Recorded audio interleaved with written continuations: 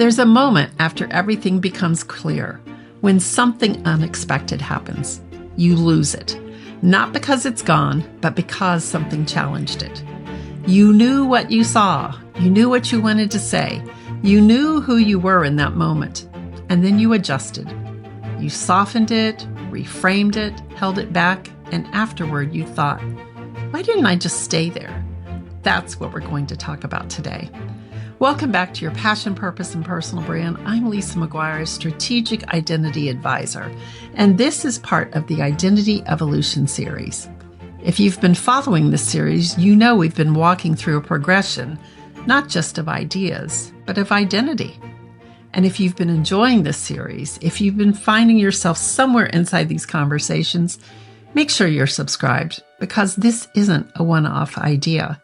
It is a progression, and there is still more to come. And where we're going next builds on everything we've been talking about. Truth, successfully stuck, identity eclipse, reinvention ridge, the leadership shift, and category of only. And what most people don't realize is this. This doesn't happen once. It happens over and over again. Because as you grow, as you experience life, as you make meaning of what you've lived, you evolve. And every time you evolve, you will be asked to hold that new version of yourself. That's what this episode is about. You might be here if you feel clear on your own, but second-guess yourself in certain conversations. You say what you really think, and then walk it back. You know your value, but feel it slip in certain rooms. You leave interactions thinking, why didn't I just hold that? Or maybe it's this. You've already had the realization. You've already seen something true. You've already recognized a different version of yourself. But seeing it doesn't mean you're fully living from it yet. And I want to say something clearly here. This isn't just about business. It's business where it often that we notice it first because the stakes are visible. But this shows up everywhere, in conversations, in relationships, in the way you speak, or when you don't. Because pressure isn't just professional, it's human. Let me tell you what I see. Most people don't lose clarity. They lose themselves in the presence of pressure. And that's not failure. It's a lack of stability. I call this strategic identity stability. It's the ability to stay in who you are when it would be easier not to. Let me take this one step deeper because there's a reason this feels harder than expected. You've already had the realization. You've already seen something true. You've already recognized a different version of yourself. But seeing it doesn't mean you're living from it yet. Because the version of you that built your success doesn't disappear just because you've outgrown it. It still has reflexes, habits, loyalties. It still knows how to keep you safe. And now you're living from two identities, the one that sees clearly and the one that knows how to belong, the one that tells the truth and the one that adjusts it. And in real time, you move between them. And this is the part most people don't talk about.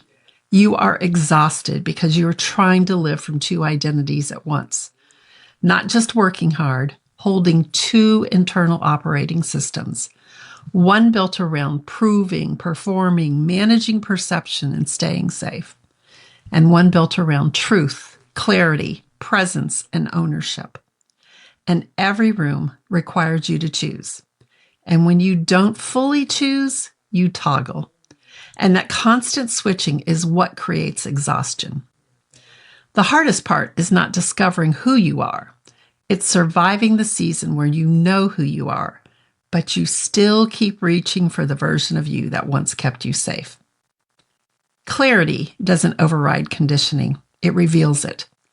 Sometimes this shows up as hesitation. Sometimes it gets labeled as imposter syndrome. Sometimes I call it visibility reluctance. But underneath all of it is a learned hesitation to stay fully in the truth of who you are. We'll go deeper in that in a future episode. So the work isn't get clearer. You already are.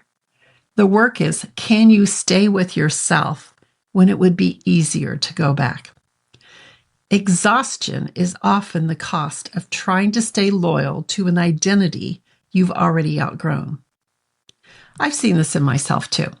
After what I call my reckoning week, after seeing the patterns, after deciding I was no longer willing to perform, the next layer wasn't clarity. It was practice. Moments where I would feel the pull to soften again, to adjust again. But this time I noticed it, and that changed everything. The shift is not, I don't know who I am, to I know who I am. The real shift is, can I stay in who I am here? Stability looks like noticing the moment you adjust, not fixing it, not judging it, just noticing, because awareness builds stability. Strategic identity stability is not about being perfect. It's about returning to yourself faster. Where do you feel the pull to adjust, even when you know what you see?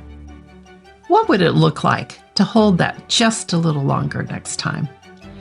Because once you begin to hold your identity, something else happens. You stop managing how you're perceived, and you start creating from who you are.